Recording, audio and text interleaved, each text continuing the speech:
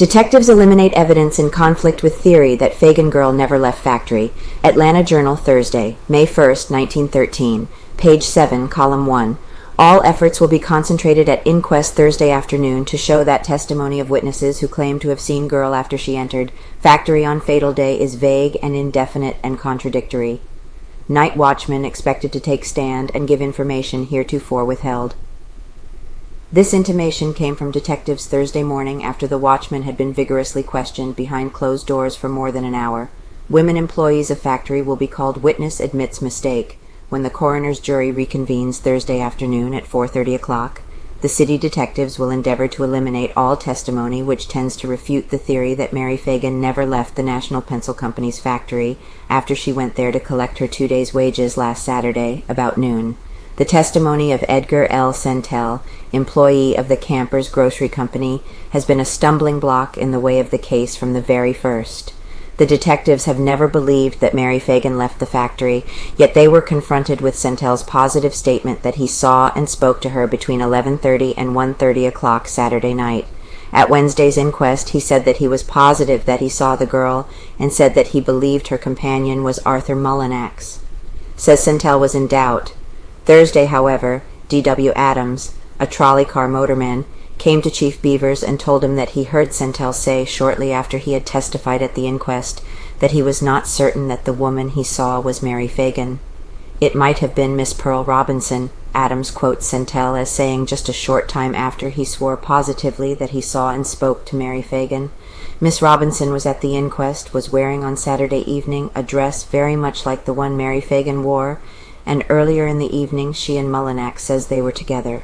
Detective Starnes and Campbell have convinced J.L. Watkins, who testified that he saw Mary Phagan Saturday afternoon about 5 o'clock, that he was mistaken, and that the girl he really saw was Miss Daisy Jones, who lives at the corner of Fox and Lindsay Streets.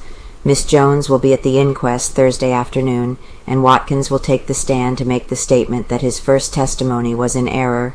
In demonstrating to Mr. Watkins that he had seen Miss Jones instead of Mary Phagan, the detectives got Miss Jones to put on the same clothes she had on Saturday afternoon and took her out on the street where Mr. Watkins had seen her.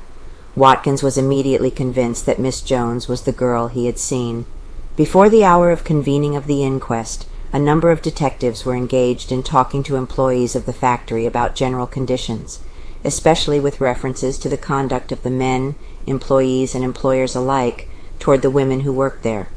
A number of former employees were among the people who were in conference with the detectives.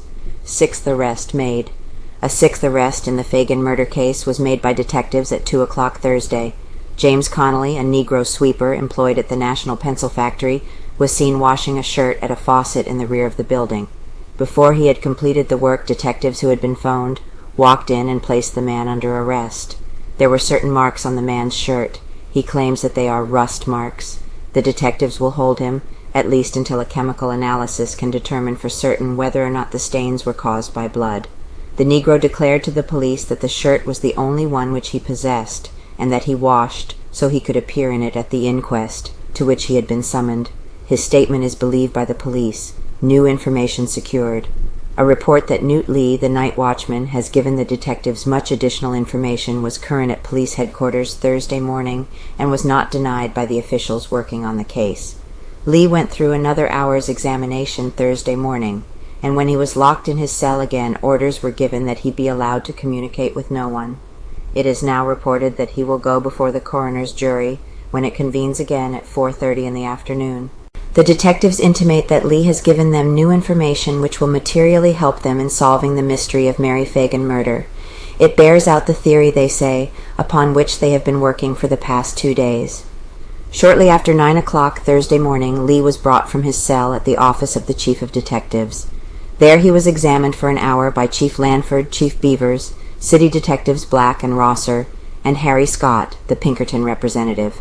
Factory girls to testify. Coroner Paul Dunhu has announced his intention of summoning practically every woman employee of the National Pencil Factory and many of the men before the jury, which will resume the investigation of the death of little Mary Phagan on Thursday afternoon at 4:30 o'clock. Trouble, expense, and inconvenience cannot be considered in making an investigation in a case of such paramount importance, the coroner declares, and it is possible that some fact of the greatest importance may be developed by thoroughly examining the employees of the factory. Probably some of the girls there have in their possession facts that would lead the detectives directly to the murderer, yet the girls holding this information may have no idea of its importance. Coroner Donahue told Chief of Detectives Lanford of his decision early Thursday, and that official immediately offered the coroner 2 of his men who will serve the subpoenas. According to the present plan, the detectives will secure from the management a list of the employees. Their names will be written on the subpoenas, which the detectives will immediately serve. Repeated rumors that employees of the factory know more than has ever been developed by the officers has led, it is said, to the necessity of continuing the probe among them. Of especial value is the coroner's inquest, for when the witnesses go before it, they are placed under oath, and if their stories vary at the trial of any party, who may be indicted for the crime, then the record of the coroner's investigation may be produced. It is said that there are between 60 and 80 women and about 104 male employees of the National Pencil Factory may exhume body. Coroner Paul Donahue is considering the advisability of having the body of Mary Phagan, interred at Marietta Monday, exhumed in order that physicians may make an examination of the contents of her stomach. The coroner took the matter up, following a conference with D.G. Buchanan, formerly a sergeant of police at Augusta. Mr. Buchanan, who is now in business in Atlanta, advances the theory that Mary Phagan was drugged early in the afternoon, and that the tying of the cord and piece of her underskirt about her neck was either a simple stall or was done for the purpose of moving the body around by someone who feared that he would bloody his clothing if he touched it. Frank regrets delay. Leo M. Frank, when seen by a Journal reporter Thursday morning, said that he has no statement to make until his testimony is given before the coroner's jury, which will probably be at the afternoon session this Thursday. Mr. Frank said that a complete stenographic statement had been dictated by him, and that he was anxious to have this before the jury. He looked worn and tired, but declared that he regretted the delay and was anxious to have his testimony introduced, as he was confident the coroner's inquest would completely establish his innocence. Uncle to aid him. It was learned Thursday that Moses Frank, one of the city's substantial citizens, is returning to Atlanta today to assist his nephew, L.M. Frank, in establishing his innocence of the crime with which his name has been linked by the charges of suspicion. Mr. Frank had started to Europe, but was reached by wire in New York and immediately started back here, giving up his journey. L.M. Frank is said to be a favorite nephew and the probable heir to his fortune. The coroner's investigation of the murder of little Mary Phagan at the National Pencil Factory Saturday or Sunday will be resumed at police headquarters at 4:30 Thursday afternoon, and the principal witness is expected to be L.M. Frank, superintendent of the factory, who is being detained by the police. When the inquest, which had been in session from 9 in the morning, adjourned for the day Wednesday at 6 the mystery of Mary Phagan's death had not been solved, and the crime was far from fixed on any individual. Coroner Paul Donahue expects to hold a long night session Thursday. He fixed the hour for the reconvening of the inquest at 4:30 in order that the city detectives might utilize the entire day in their hunt for evidence, which may tend to throw additional light on the factory tragedy. Wednesday session. G.W. Epps, a 15-year-old, one-word, illegible boy who says that he lives just around the corner from the dead girl's residence, proved one of the most interesting of the witnesses heard by the coroner's jury at Wednesday afternoon's session. Epps, who rode to town with Mary when she went to the factory to get her earnings for 2 days' labor, was to meet her again at 2 at 5 Points, and they had arranged to watch the Memorial Day parade together. Coming in on the car, he declared that Mary told him that Mr. Frank had winked at her and looked suspicious. She requested him, he said, to meet her at the factory whenever he could. Edgar Sentell, of 82 Davis Street, was positive that he saw Mary with a male companion on Forsyth Street, near the factory, between 11:30 Saturday evening and 12:30 Sunday morning. They spoke to each other, he said. Sentell was not quite positive that her companion was Arthur Mullinax, the former streetcar conductor. Another witness, a neighbor, claimed to have seen her near her home at 5 Saturday afternoon, while still another witness, who had told the detectives that he saw Mary the afternoon of the tragedy, appeared at the inquest and declared that he was mistaken. Miss Pearl Robinson, who had also been summoned as a witness, was the girl he saw, he declared. Factory employees testify. 3 employees of the factory were among the witnesses of the session. 1, R.P. Barrett, found the blood splotches near Mary's machine on the 2nd floor, which show that there, instead of in the dark basement, she commenced her fight for life. Harry Denham and Arthur White, the 2 young men who worked on the 4th floor of the factory from 7:30 until 3 o'clock Saturday, were the other witnesses.